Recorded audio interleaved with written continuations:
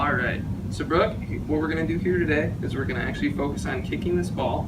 So what I want you to do is to start out with, I want you to just go ahead and kick the ball over towards that stool, okay?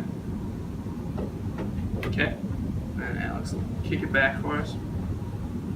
All right, so and then I'll have you go ahead and kick it on your other leg. So what I want you to work on, keeping that foot flat. Oh, it's gonna go away here. I'll hold it for you.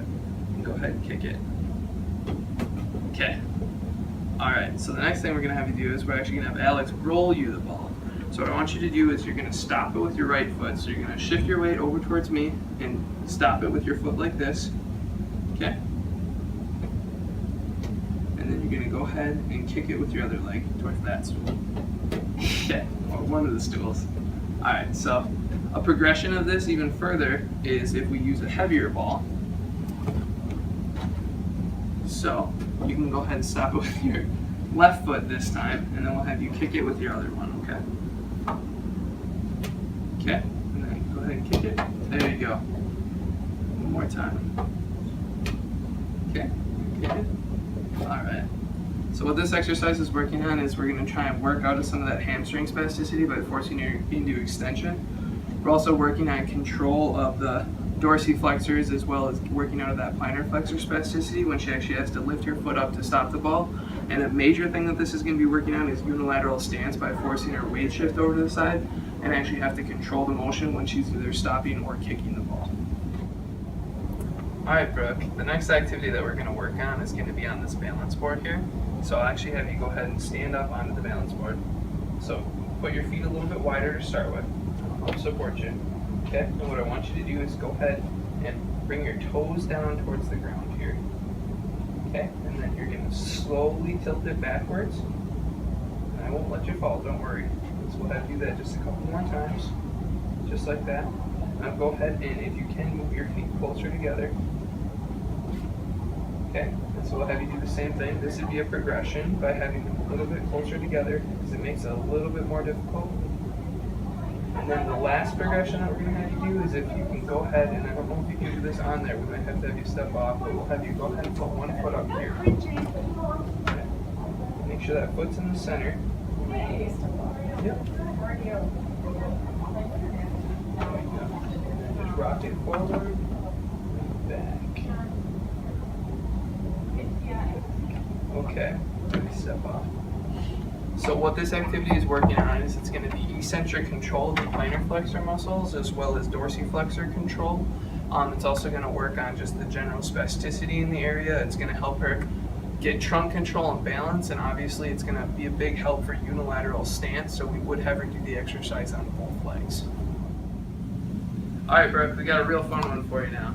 We're actually going to have you use the scooter. So basically what I want you to do is then, just like you normally would, I want you to just go ahead and kick off with that foot. Try and kick off with the flat foot though, as opposed to kicking off with your toes, okay? And then stand up straight and tall when you're doing it. Okay. Have you come all the way down here, we can have you stop. Normally we'd have you go a little bit longer, but just because we're showing you today, we're going to progress to a little bit more difficult scooter. So this one has a more narrow base of support, so it's going to be a little bit harder. But same principle, so we'll just head back. Okay.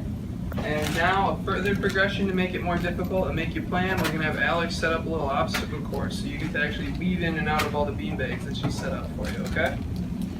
So once she's done, we can have at her. All right, go ahead.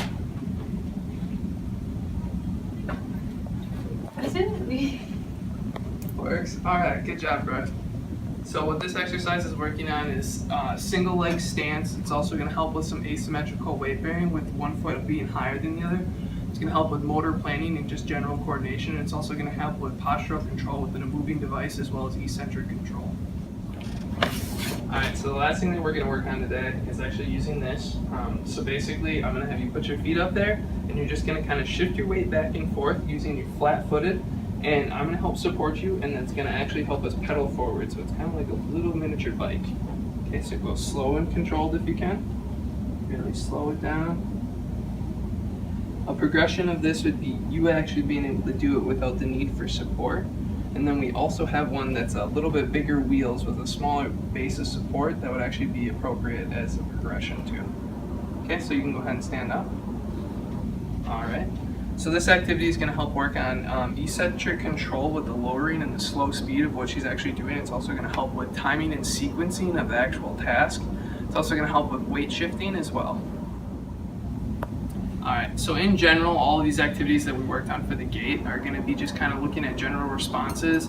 Things that we're primarily looking for is elongation of the gastroc. That was kind of a resonating theme throughout most of the stuff that we went over. It's also incorporating the strengthening of the antagonist muscle of the dorsiflexors.